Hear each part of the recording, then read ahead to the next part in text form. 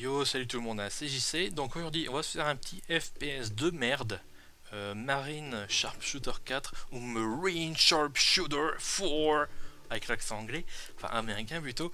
Un FPS de merde, petit budget, fait à l'arrache par une petite équipe totalement inconnue du grand public.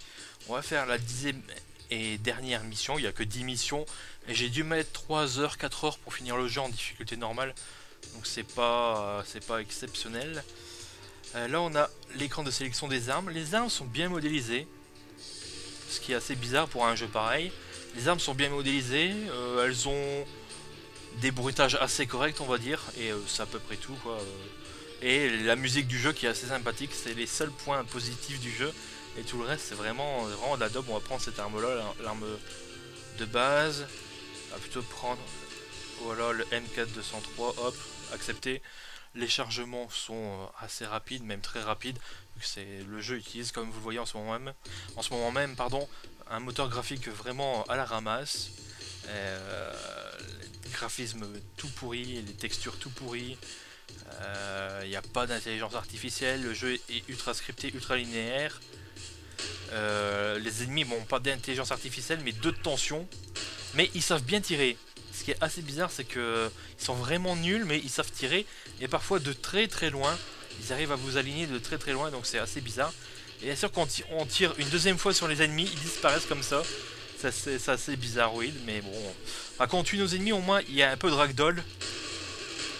Voilà, hop, il y a un peu de ragdoll. Et si je tire une deuxième fois, les corps disparaissent, c'est assez bidon, vraiment, c'est assez bidon. Donc vous voyez, en bas au milieu de l'écran, la jauge verte, c'est la jauge comment dire, de stabilité on va dire. Plus bien sûr si on court on est moins stable, et si on court on est moins stable aussi.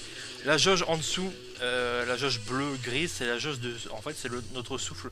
Et en mode sniper on peut retenir le souffle pour avoir pour être un peu plus stable aussi quoi. Donc c'est assez, voilà quoi, c'est ouais, un peu les caractéristiques un peu du jeu quoi. C'est assez bidon quoi au niveau gameplay. Voilà. Bien sûr je peux me mettre vraiment à plat ventre pour avoir une stabilité maximale.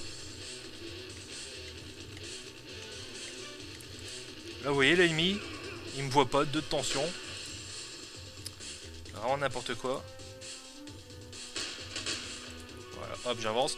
Bien sûr on a un coéquipier qui passe le plus clair de son temps à ne pas nous aider. Donc génial. Et voilà quoi, c'est vraiment un jeu au rabais. Bon, fallait pas s'attendre beaucoup d'un jeu comme ça, hein.